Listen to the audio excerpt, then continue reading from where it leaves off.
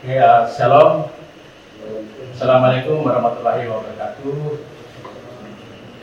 Ya, salam sejahtera kita sekalian. Selamat bagi saudara yang sementara menunaikan ibadah puasa di bulan suci Ramadan. Semoga kerja keras dan amal saudara dapat terus bertahan hingga hari kemenangan di Idul Fitri. Amin. Hari ini kita akan melanjutkan perkuliahan kita dalam mata kuliah hukum adat. Hukum adat dalam suku bahasan ketiga. Kita minggu lalu sudah pelajari pembahasan kedua berkenaan dengan teori eksistensi masyarakat hukum adat dan teori resepsio, resepsio dan lain-lain itu. Dan hari ini kita sudah masuk ke pokok bahasan yang baru. Nah, kita bicara tentang ciri, sifat, corak, dan sistem hukum adat. Saya ulangi lagi, kita bicara tentang ciri, sifat, corak, dan sistem hukum adat. Empat suku bahasan ini harus diperhatikan baik-baik, karena di dalam teori ilmu hukum adat itu masih terjadi kesimpulan, masih terjadi perbedaan pendapat dari berbagai ahli menyangkut hal-hal apa saja yang dapat dikategorikan sebagai sifat atau sebagai ciri, sebagai corak, dan sebagai sistem. Tetapi sebagai sebuah keilmuan, saya sudah menyusunnya berdasarkan kapasitas dan kompetensi saya. Di dalam pertemuan kita hari ini, saya sudah memformulasikan itu ciri, sifat, corak, sistem hukum adat, tetap masih mengacu pada pemikiran para ahli-ahli terkemuka. Adapun tujuan kita pada hari ini adalah tujuan instruksional umum. Itu saya berharap bahwa sesudah perkuliahan ini Bapak Ibu dan saudara sudah bisa mengerti, paling tidak mengerti, dan kalau bisa memahami, mengerti dan memahami apa itu ciri, sifat, kemudian corak, dan sistem hukum adat di Indonesia. Sementara tujuan instruksional khususnya yang diharapkan adalah Bapak Ibu sudah dapat mampu menjelaskan apa itu ciri, sifat, corak, dan sistem. Bahkan yang kedua, saya berharap Bapak Ibu bisa menjelaskan dengan contoh, minimal contoh dari suku Anda masing-masing, minimal seperti itu, sehingga benar pembahasan ini dapat Anda kuasai. Metode yang saya gunakan pertama ceramah yang nanti saya sampaikan. Kemudian kedua tanya jawab. Saya berharap Bapak Ibu sudah bisa memperhatikan dengan baik sehingga bisa bertanya. Kemudian nanti kita gunakan waktu 5 menit terakhir lah untuk kita uji saja, kasih 4 soal saja dalam bentuk pilihan ganda, tapi dipakai dengan Google Form ya.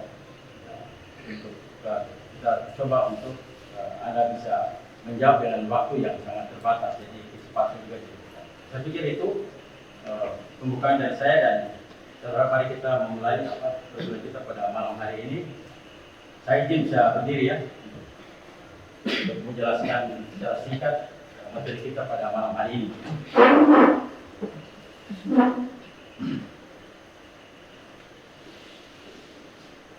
Oke. Bapak Ibu dan saudara, pertama kita bicara ciri-ciri hukum adat. Saya yakin kemarin sudah kita banyak pelajari dari bab 1 dan bab 2 tentang apa itu hukum adat, dan hari ini kita perdalam lagi materi kita tentang ciri-ciri hukum adat. Di dalam ilmu hukum ada 4 ciri. Di berbagai penulis lain juga ada yang 5, ada yang 6.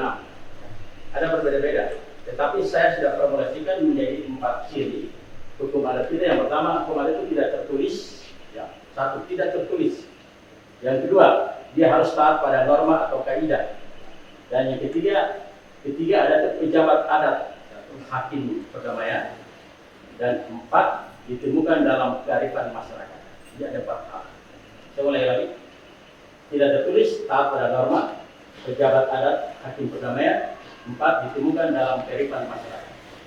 Saya coba contoh satu. tidak tertulis. Hukum adat kita itu memang tidak tertulis ya. Walaupun di sana sini ada tulisan-tulisan yang ditemukan dalam prasasti ya, di dalam temuan-temuan lain. Tetapi intinya dia tidak tertulis ya. Kalau hukum yang tidak tertulis, sistem tidak tertulis, berarti dia tidak sama dengan hukum tertulis dalam sistem perundang-undangan. Jadi kalau konsep kita dalam hukum tidak tertulis, itu berarti hukum itu dia tidak dibuat dalam kerangka peraturan perundang-undangan yang dibuat misalnya kalau kita di Indonesia, itu dibuat oleh DPR, kemudian atau dengan presiden atau gubernur dengan DPR provinsi, bupati, wali kota dengan DPR kabupaten dalam pengajuan rancangan perda seperti itu, undang-undang. Jadi dua pihak, legislatif dan eksekutif, dengan juga dan dibahas itu yang kita maksud dengan undang tertulis. Jadi hukum adat yang tidak tertulis itu dia dibentuk bukan berdasarkan peraturan perundangan seperti itu, tetapi dia berasal dari sebuah interaksi masyarakat. Jadi hukum itu timbul karena dari interaksi. Saya berharap Bapak Ibu Saudara masih ingat apa yang dikatakan oleh Cicero, bahwa ada ya masyarakat, ada hukum. Apa ada giumnya itu latinnya? Ya, ubi societas ibius. Di mana ada masyarakat, di situ ada hukum. Nah, fokus kita pada masyarakat. Kenapa? Karena ada interaksi. Ketika ada interaksi, ada kepentingan masyarakat satu dengan yang lainnya. Ya, kemudian lama kelamaan interaksi itu, pola-pola itu berjalan dan kemudian diakui sebagai sebuah kebenaran umum. Maka ketika ada seseorang anggota masyarakat melakukan perbuatan perilakunya menyimpang dari kesepakatan bersama, maka ada reaksi. Maka dianggap dia telah melakukan perbuatan tidak sesuai dengan norma yang diyakini oleh masyarakat. Itu hukum tidak tertulis. Yang kedua, dia taat pada norma. Resultante atau hasil dari interaksi tadi dalam konteks hukum kita sebut dengan norma. Dia akan berwujud norma. Ya. Norma itu dia merujuk kepada moral merujuk kepada nilai. Nilai itu sesuatu yang baik, sesuatu yang luar biasa, sesuatu yang indah yang dapat dipergunakan. Kemudian moral merupakan ajaran tentang kebaikan dan keburukan.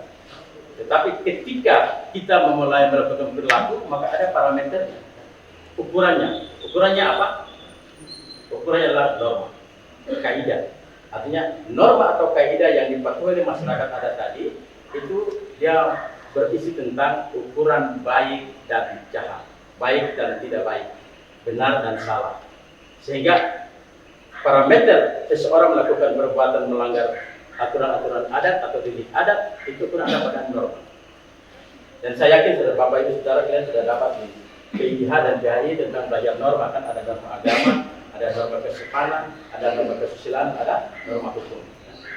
Yang kita maksud tadi adalah norma-norma yang berlaku dalam masyarakat kemarin. Yang ketiga, ada pejabat adat. Di dalam masyarakat hukum adat itu terlepas dari berbagai teori seperti teori keputusannya Terhad, atau ada teori hukum adatnya Van Vollenhoven, tetapi pejabat adat dalam masyarakat adat itu sangat penting artinya, karena dia memegang peran hampir seluruhnya. Dia sebagai pusat yang dapat diharapkan untuk memberikan pencerahan, tapi juga bisa mendamaikan orang. Sehingga kalau ada persoalan-persoalan itu dilaporkan kepada pejabat adat yang dengan namanya masing-masing. Ya, bisa ada orang bisa Raja, ya, bisa Manir. Ya. Kalau di Papua bisa bilang Manir, atau wakil-wakil pimpinan bisa bilang Moskur misalnya, dan berbagai nama lainnya. Itu mereka punya tugas dan fungsi untuk menyelesaikan persoalan adat yang ada di masyarakat dengan cara perdamaian. Jadi masyarakat adat menyelesaikan persoalan hanya dengan konteks damai. Itu kadang-kadang disebut dengan peradilan perdamaian. Itu faktanya. Yang ketiga, keempat, ditemukan dalam kehidupan masyarakat. Apa itu kehidupan masyarakat? Bapak Ibu, biasanya dalam masyarakat adat itu, ya, kalau dia hendak untuk menyampaikan tentang norma-norma kehidupannya, selalu ada diaktualisasikan dalam bentuk-bentuk cerita, dalam bentuk perumpamaan. Ya. Kadang-kadang juga mitos, ya, dan lain-lain yang kita sebut semudah kearifan lokal masyarakat. Kearifan lokal itu apa? Itu suatu kebijakan-kebijakan Coba yang hidup di dalam masyarakat atau strategi kehidupan adalah masyarakat adat yang digunakan untuk menyelesaikan berbagai persoalan-persoalan yang hidup di dalam masyarakat. Nah, itu dimiliki oleh masyarakat adat. Dan sangat luar biasa kalau kita di Indonesia ini. Ya. Saya kasih contoh misalnya kalau kita bicara kearifan lokal, saya kasih contoh misalnya untuk masyarakat Arfak, ya Meyak misalnya. Dia bilang hutan itu harus dijaga baik karena hutan itu dianggap sebagai mama. Bahasanya itu Meng Ofut Misu, misalnya. Meng Ofut Misu, hutan hak sebagai mama. Artinya kita harus jaga hutan yang baik supaya hutan itu tetap memberikan makanan hidup bagi orang. Tapi kalau mamanya kita tidak jaga baik, air susunya habis kering, dia akan mati. Maka akan terjadi bencana. Atau contoh lain misalnya di dalam masyarakat P, bicara tentang sebuah ikatan kekeluargaan yang besar, mereka dengan perumpamaan misalnya manut inhetilur, artinya manut inhetilur itu kita berasal dari telur ayam, induk ayam yang satu. Telurnya banyak berasal dari satu induk. Terus hut ya, itu ikan. Banyak sekali telur ikannya, tapi tetap berasal dari satu induk. Itu maksudnya ya kita ini berbeda-beda, beragam-ragam, beraneka perilaku tabiat, tapi sebenarnya kita satu keluarga besar. Kita ada di sebuah rumah besar, kita seperti keturunan yang sama. Nah itu contoh kehidupan lokal seperti itu. Nah itu ciri-ciri hukum adat. Selesai kan? Gimana? Tidak sulit kan? Itu hanya 4, jadi kuasa itu. Oke. Kita pindah yang berikut. 2, sifat hukum adat. Ini pun sifat ini banyak sekali para sarjana yang punya pemikiran beda-beda. Tapi saya sudah formulasikan cukup dalam 5 hal ini. Yang pertama tradisional. Tradisional. Yang kedua majlis religius. Yang ketiga ada komunal. 4 konkret tentang dan 5 visual. Coba satu-satu kita lihat. Kenapa disebut tradisional? Hukum adat itu sifatnya tradisional karena ada tradisi yang diwariskan dari generasi ke generasi. Itu sifat yang selalu dipertahankan. Walaupun dalam pengalaman perkembangan peradaban selalu mengalami perubahan-perubahan. Karena hukum adat itu juga living law, hukum yang hidup yang berkembang sesuai dengan perkembangan zaman. Tetapi tradisi tetap di bawah. Nah, contoh-contoh yang tradisi misalnya kalau di orang kaya ya, saya cerita orang kaya, kalau orang kaya itu meninggal, maka ketika dipindahkan jenazah itu ke peti, itu harus mengikuti aturan-aturan garis-garis perempuan. Jadi kalau yang meninggalnya si A, maka yang harus pegang kepala itu dari keluarga mamanya. Lanjut terus sampai ke tingkat keempat, sampai ke kaki. Nah, atau kadang-kadang tradisi-tradisi yang kita pakai itu, misalnya ada kampung itu selalu dapat penyakit, ada masalah orang selalu ribut, berkelahi, tidak nyaman. Mungkin ada sesuatu yang salah.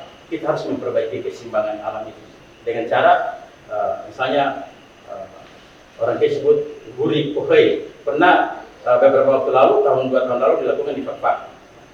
Mereka istilah cuci kampung itu berikutnya dilakukan supaya mengantisipasi penyakit-penyakit yang begitu banyak. Jadi membersihkan kampung dari penyakit. Ini sebuah keyakinan-keyakinan yang masih mentradisi seperti itu. Yang kedua, majlis religius.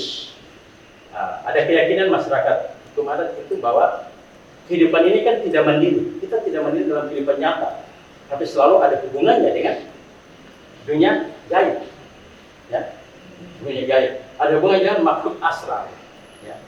Ada hubungannya dengan hal-hal lain. Nah, itu semuanya merupakan bagian yang sering terjadi di masyarakat kita. Yang ketiga itu komunal. Dia selalu meyakini adanya kebersamaan. Kita buat sesuatu bersama-sama. Harus ada gotong royong. Orang dia bilang ada ngarin. Kita semua bersama-sama. Ada yelin. Nah, gitu. Kita harus rapat sama-sama. Kita seduh. Rapat bersama-sama. Itu bagian dari wujud kebersamaan. Dan kemudian konkret dan bentan dan visual. Ya. Konkret itu buat sesuatu harus kata. Selesai pada saat itu. Atau kita buat tanda-tanda. Misalnya kalau saya membuat larangan saksi, ada tanda bisa menganyam kelapa janur kuningnya. Itu bisa dianyam, dibuat sebagai tanda. Nah, itu biasanya masyarakat hukum adat selalu disertai dengan tanda-tanda. Kemudian ini corak. Corak itu sering disampaikan dengan cara perumpamaan. Cerita-cerita, legenda-legenda. Masyarakat selalu menjadi pusat perhatian. Kenapa? Karena memang masyarakatlah yang memiliki pusat perhatian karena hukum itu ada pada masyarakat. Kita tidak berfokus pada individu. kita pada masyarakat. Terus yang ketiga dia keterbukaan bahwa di dalam hukum adat dia masih berkembang mengikuti dengan perkembangan zaman, sering, dan terakhir dia elastisitas, artinya mudah beradaptasi dengan peradaban-peradaban baru. Dia bisa mengikuti dengan cara-cara yang baru. Dan yang terakhir sistem hukum adat itu ada sederhana, ada harga diri, ya, ada peradilan perdamaian, dan orang memberikan keseimbangan. Kalau terjadi persoalan dalam hukum adat, itu selalu hakim itu memanggil aktif untuk menyelesaikan persoalan, tidak membedakan pidana, perdata, dan lain-lain. Justru itu dia sederhana. Tapi sekaligus juga dia harus mengambilkan sebuah keadaan kembali seperti semula damai. Restitutio integrum. Nah, itu yang dimaksud oleh sistem hukum adat. Saya pikir itu yang bisa saya sampaikan untuk tahap pertama ini dari 4 hal itu. Mudah-mudahan kalau bisa bertanya, silakan. Nanti akan kita tanya jawab. Ya, saya pikir itu. Nah, silakan nanti saya catat dulu kalau ada yang mau tanya. Perkenalkan, nama saya Bonifacius Lubun, semester 2. Di sini saya akan bertanya mengenai materi kita yang tema hukum adat. Di sini saya akan bertanya bagaimana kita bisa mengetahui hal-hal yang berkaitan dengan karakter komunal masyarakat hukum adat, sifat-sifat dari komunal tersebut. Sekian pertanyaan saya, Pak. Terima kasih. Oh, ya. Tentang ciri khas komunalnya. Ya, Pak. Terima kasih. Yang berikutnya, silakan. Ini bertanya, tadi sudah dijelaskan berkaitan dengan masyarakat hukum adat, kemudian lanjut religius. Menjadi pertanyaan saya, bagaimana kita bisa mengetahui sesuatu yang bersifat religius dalam hukum adat? Mas Raju ya? Ya. Silakan. Atas nama sebelumnya saya bertanya tentang hukum adat dan berbagai kalangan yang memandang bahwa hukum adat itu hukum kuno. Ya. Oke, apa Wongor ya? Iya. Mau bertanya tentang apa tadi? Oh, hukum adat, hukum kuno. Kenapa dibilang hukum kuno begitu? Bahaya kalau dalam hukum kuno. Silakan. Satu lagi terakhir. Perkenalkan, nama saya Menjadi Sebenarnya, saya dari Komisi Kedua. Di sini saya akan bertanya tentang perbedaan hukum barat dengan hukum adat. Oke. Ya, Bapak Ibu dan Saudara, tapi ada pertanyaan 4 mudah-mudahan bisa saya selesaikan. Yang pertama dari Saudara Boni ya, tentang ciri-ciri komunal. Ya, individual ciri-ciri komunal. Jadi sebenarnya di dalam kehidupan masyarakat adat itu ada ciri-ciri kehidupan yang komunal yang sudah berurat akar dalam kehidupan masyarakat. Dalam konteks kebangsaan kita bisa lihat ada kehidupan gotong royong. Contoh tadi kalau dalam kehidupan komunal masyarakat ya, komunal masyarakat di masyarakat K misalnya itu ada 3 hal yang sangat menonjol. Ya. Misalnya satu itu maren itu kerjasama, sama yang gotong royong lah. Bisa beralih ya, kita sama-sama hari ini kerja kebun si A, nanti kita kerja kebun si B, nah gitu, itu kemarin itu kerjasama gotong royong. Yang kedua bisa juga ada sumbangan sukarela dalam masyarakat adat kita, ada seperti itu disebut dengan yeling. Nah yang ketiga itu orang bisa musyawarah untuk mufakat yang disebut dengan sduk. Nah itu juga berada di konteks masyarakat adat kita dalam komunal. Jadi kita selalu ada dalam kebersamaan. Kata komune itu hanya dari komune kebersamaan. Jadi kita tentunya berbeda dengan masyarakat lainnya.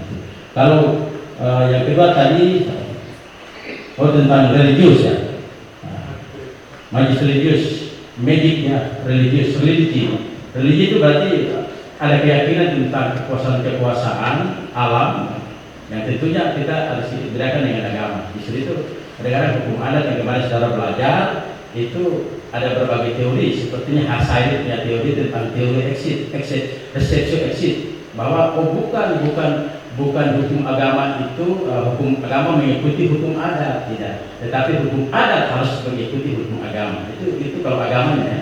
Tapi kalau bicara religi itu keyakinan dan kepercayaan masih hidup di mana-mana. Ada orang juga sudah beragama tapi masih punya keyakinan itu, misalnya di Jawa dia sudah beragama Islam juga, tapi masih melakukan sesajen dan macam-macam. Ya. Kemudian decay. Orang itu sudah beragama, ada Islam, ada Katolik, ada Protestan, tapi dia masih menganut paham.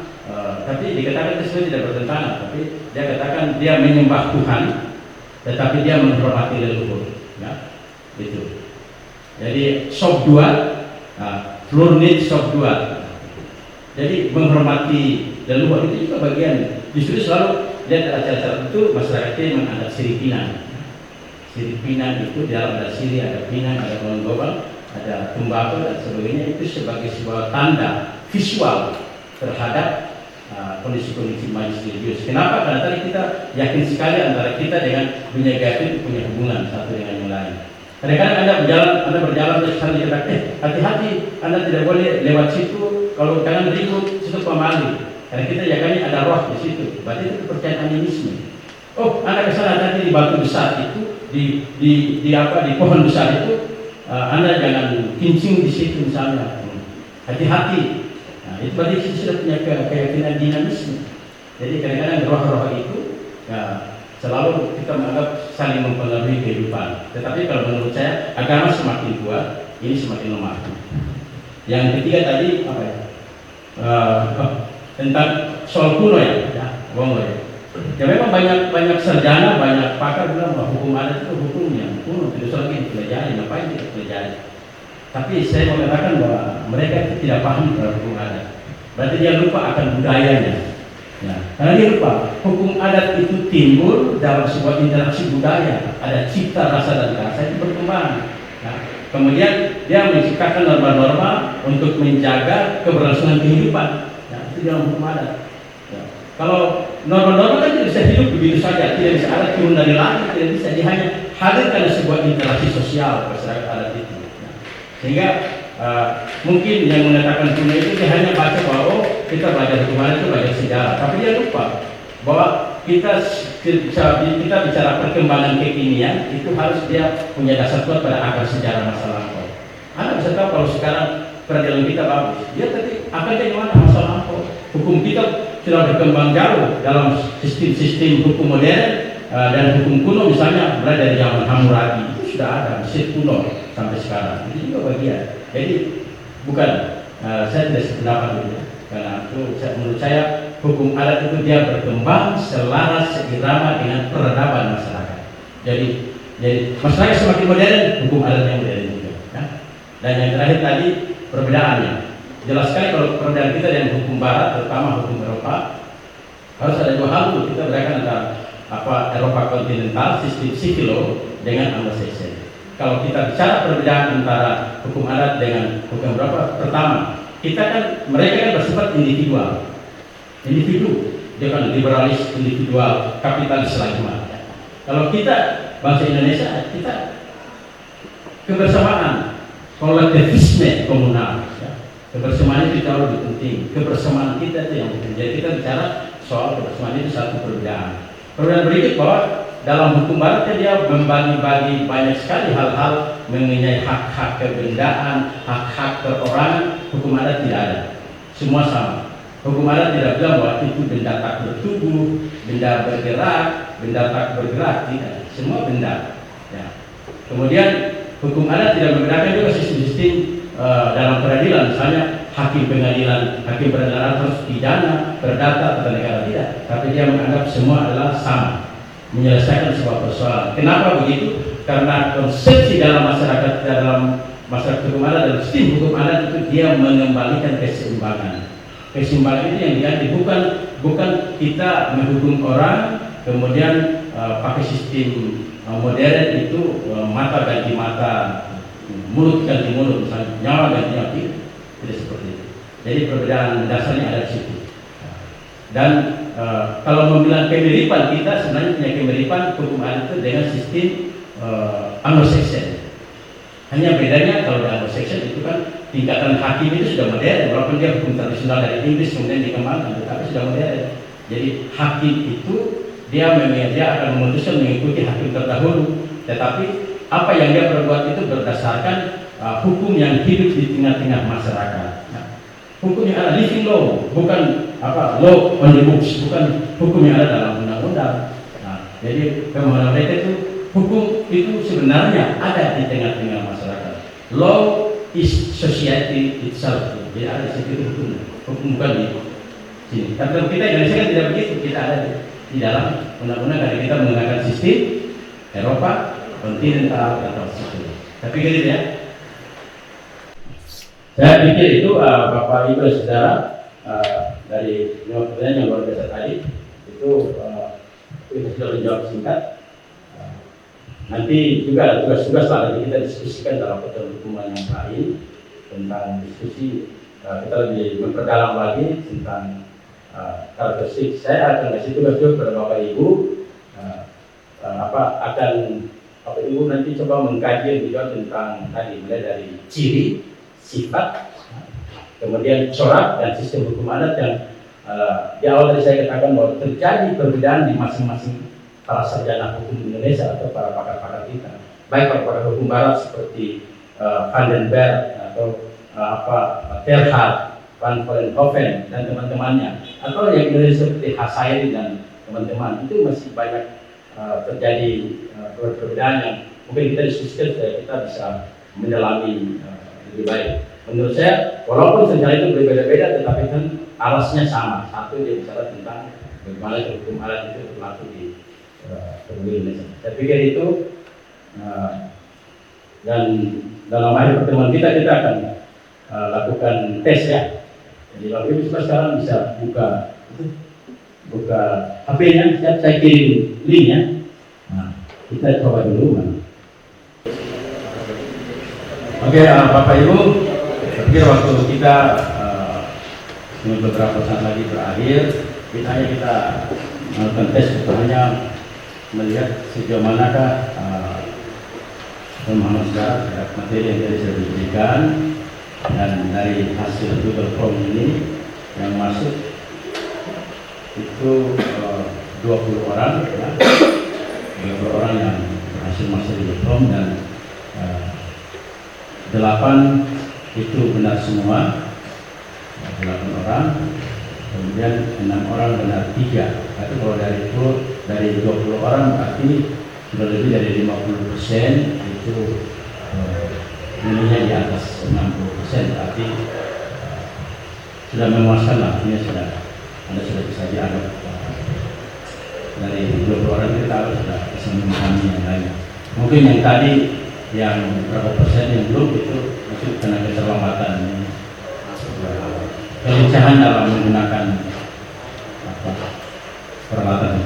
Saya pikir itu, dan Bapak Ibu saudara sekalian, saya pikir pertemuan kita untuk ketiga hari ini cukup sekian, dan saya berharap nanti dalam waktu berikut Bapak Ibu kita akan diskusi lagi, ada diskusi, tetapi yang utama adalah tugas Bapak Ibu untuk membuat perbandingan antara unsur, sifat, corak, dan sistem hukum adat oleh berbagai pakar hukum yang ada, baik dari pakar hukum Eropa maupun Indonesia, seperti itu.